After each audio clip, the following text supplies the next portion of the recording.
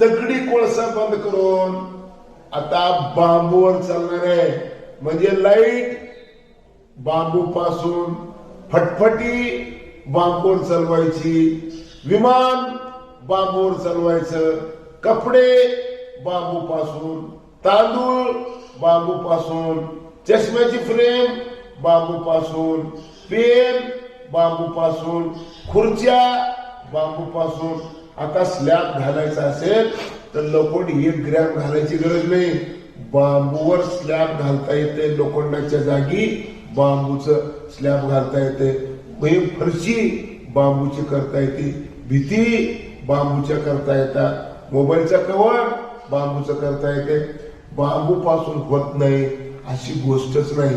आणि मग सगळ्या गोष्टीसाठी जर बांबू लागणार असेल तर कुणीतरी बांबू लपवलं होतं.